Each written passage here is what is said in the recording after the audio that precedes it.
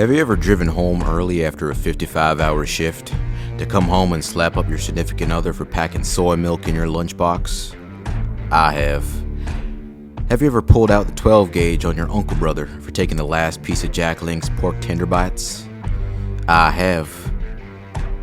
Have you ever borrowed the Japanese yen at a near 0% interest rate and invested the capital into tech stocks, creating a worldwide Ponzi scheme? I have. So, about 2 weeks ago, I went to my first con, and I enjoyed it. It was a judgment-free place where people could express themselves and their fantasies in the real world.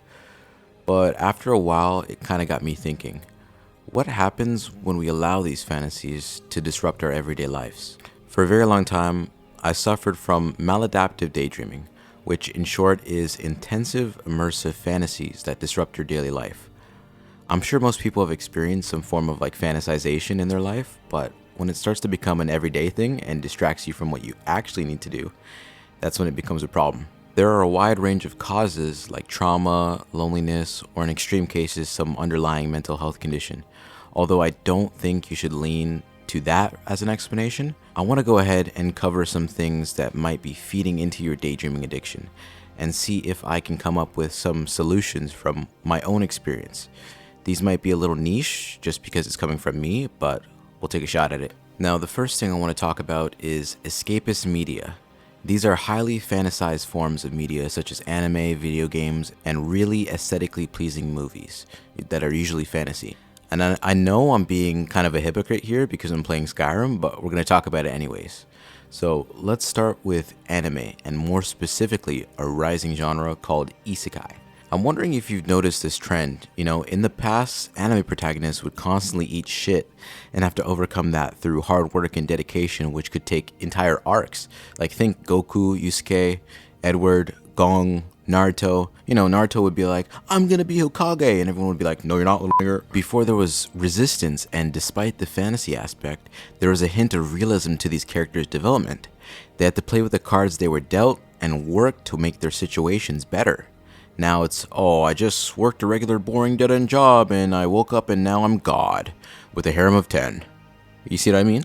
Isekai has done irreparable damage, feeding you the idea that rather than working your way towards a life that you can actually take control of, you can just escape the one that you're currently in and have anything you ever wanted granted to you with almost no effort whatsoever, which in turn can cause people to fantasize about being perfect while ignoring the reality of what it takes to actually become that. And even if you do become that, you're not necessarily perfect, you're just better than you were before. And don't even get me started on the Korean stuff, because that stuff is even worse. Now, let's talk about gaming. Now, obviously, as you can see, I like gaming once in a while. I don't like it as much as I did before, but that's just the reality of me having other priorities. Gaming simulates real-life progression in a more fast-paced and predictable setting, giving players a sort of comfort that the real world can't offer. When they're in the game, they feel like they have power, and that's going to be a reoccurring topic in this, so don't try to forget about that. Some of the most popular games right now are typically free-to-play shooters or action RPGs, and the biggest problem with them is their lack of variance. They're mostly very predictable.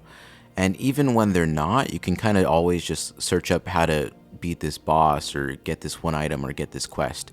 A lot of them are like pay to win, so you don't necessarily have to put that much effort into it.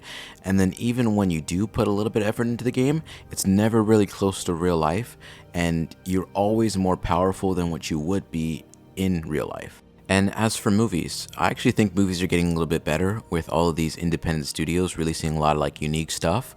But for the most part, especially in the mainstream, it's always kind of like the same formula.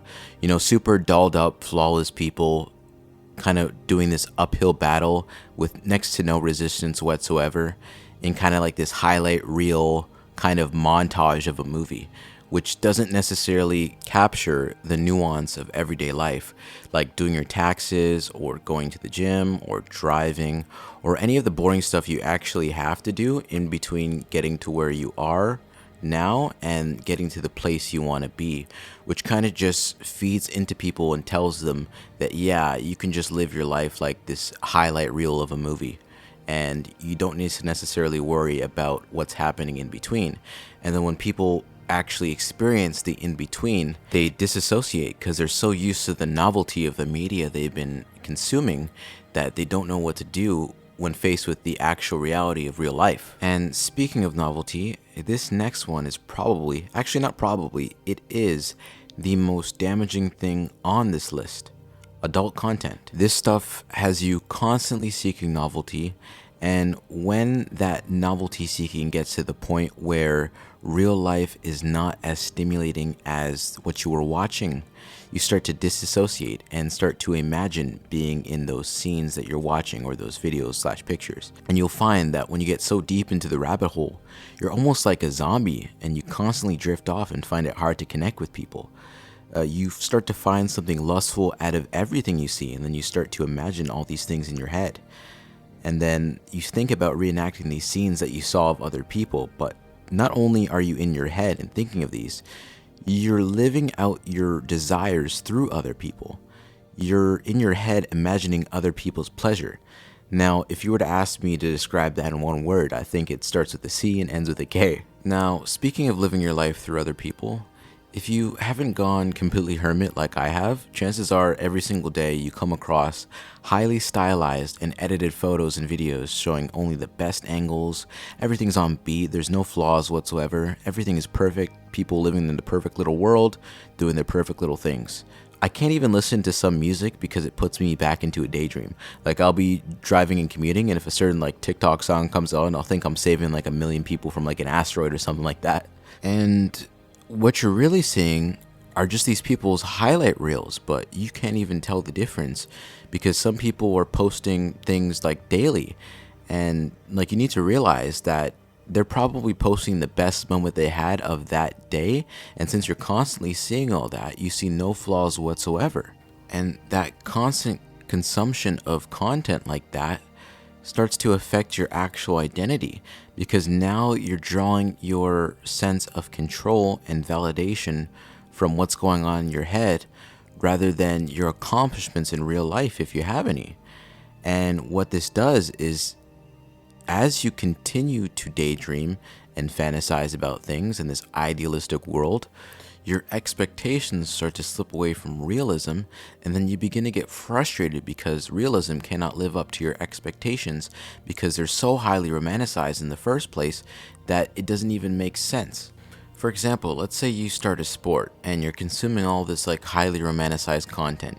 You're watching reels of like a sports player that's been in the game for like 20 years, so they're great at it.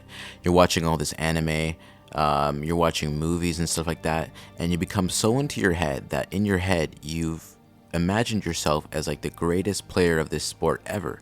And then you finally start. What happens? You're trash because you're supposed to be trash because you just started. But because the real life is not living up to how you imagined yourself to be in your head, you begin to get frustrated and you begin to lash out. And then you feel this sense of urgency because you're not there and you're not what you expected.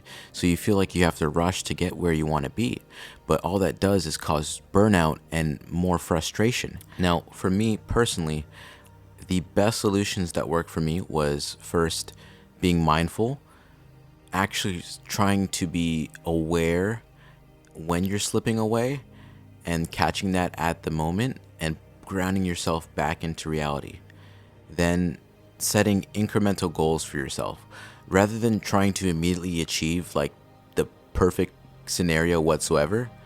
Try to just set small goals, like try to like make your bed every day or like work out once a day or something like that. Like, I know it's pretty generic and people probably say that all the time, but that stuff really works. And then another method would be to redefine success. Like, stop shifting your focus towards like external or imagined timelines of personal success and become a little bit more realistic in your progress and realize that things take time and you're going to probably go through a lot of pain to get there, but it's going to be much more rewarding than what you're doing now, which is pretending you're winning in your own head. And I think I'm going to cut it short right there.